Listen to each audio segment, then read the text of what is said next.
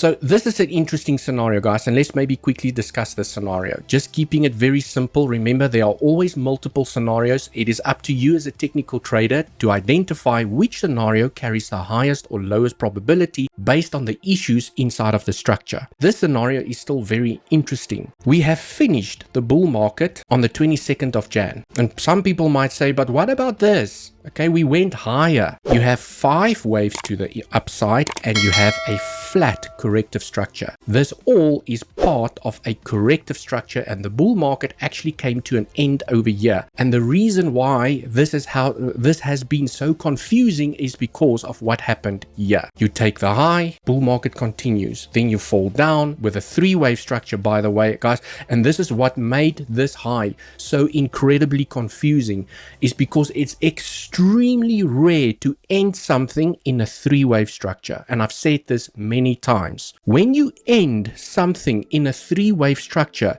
regardless of what happens here, there's always a much higher chance that you're going to take out this high again before you take out the low. And this is why the scenario is still being covered here on this channel. Is because to end something in a 3-wave structure, it makes sense that this can be an A, a B, and now we are wrapping up the C either in a contracting diagonal, and I'll get to the alternative now. You basically want an ABC flat, which is the most common flat corrective structure, and they play out very often here on the price of Bitcoin. After your A wave, okay, 3-wave A, you have a B, which means you have to have a B flat, that tapped a flat target, because A is a 3-wave structure, which it did. This is B flat targets to perfection. Ideally, a B does not claim the 1.618, which it did not. It rejected inside of B flat targets. And a little clue here in the structure is there's always also a 3-wave structure to the upside, which is allowed inside of a B wave. Now this becomes interesting. You have to form a 5-wave C wave to the downside. You can't label this a B and this a X or a W, something else. It has to be a C wave, and it has to be a 5-wave structure.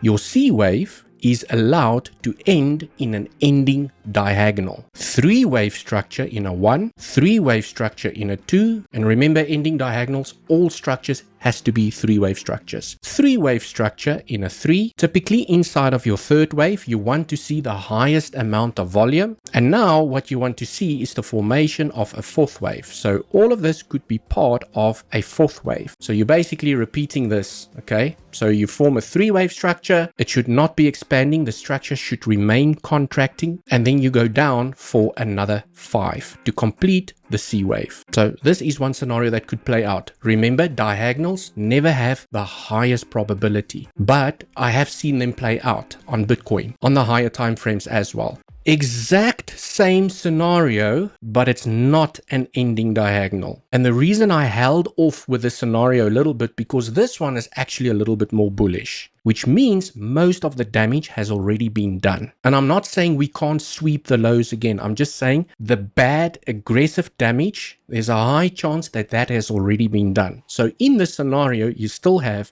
your 1, 2, 3, 4, 5, exactly the same. And you still have an A, B, C flat.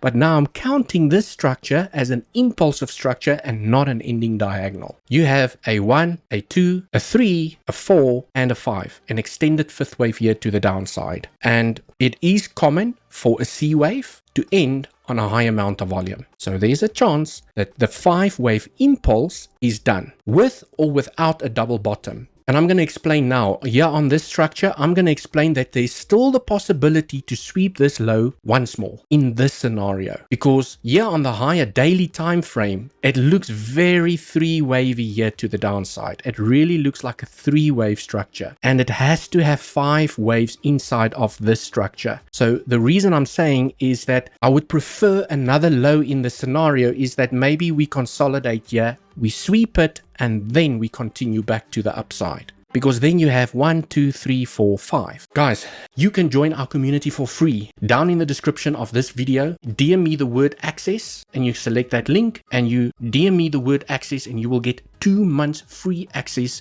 to myself and Andy's community. Absolute insane deal. That's where you get the alpha first. Just DM me the word access, link down in the description.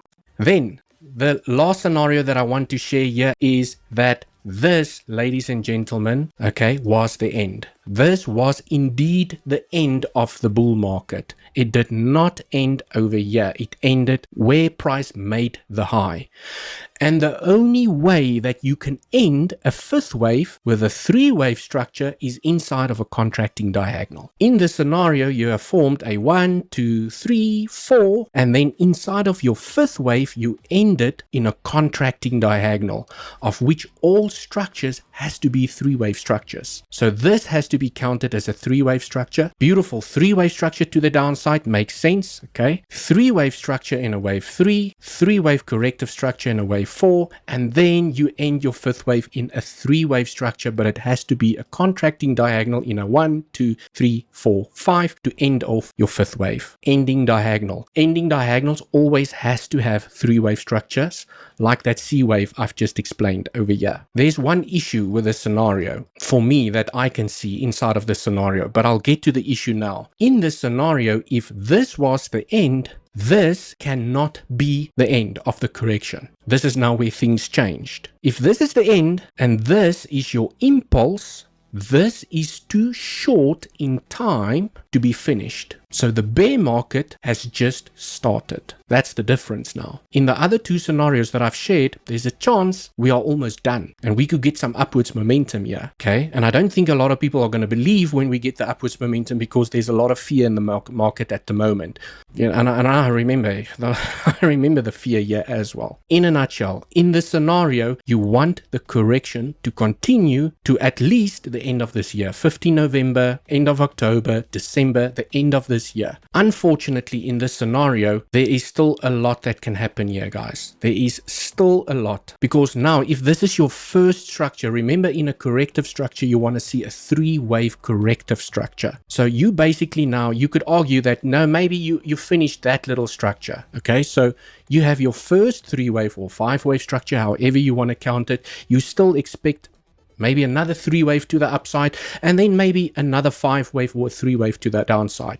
You can label this as simple. Let's just keep it simple. A, B, C. Okay, and then when you put this into perspective, then you can say, okay, well, here's the impulse, here's your correction, finish the bear market. Now we want to see continuation back to the upside. I cannot give this scenario the highest probability. Remember the rule. Inside of an ending diagonal, all structures has to be three-wave structures. Now, when I look at the first wave, this is where the issue for me lies. It's not an invalidation. Okay, sometimes it just is what it is. This looks like an impulse to the upside and not a three-wave structure. This to me really looks like a 1, 2, 1, 2, 3, 4, 5, 4, 5. It just counts way better as an impulsive structure than a three-wave structure. This is three-wavy. Beautiful. Yes, this is three-wavy. Three-wave. Okay, 1, 2, 3, W, X, Y. Maybe that's your W, X, A, B, C, and a Y. Yes, this makes sense. This makes sense. That makes sense. But this does not make sense. And I have to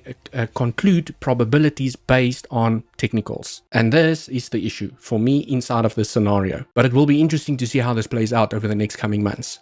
So from a daily perspective, based on all the scenarios that I've shared, I know that there's a high chance that price will not capitulate to the downside. So my directional bias from a high time frame perspective is to see a bounce in the zone. If it's not in already, soon.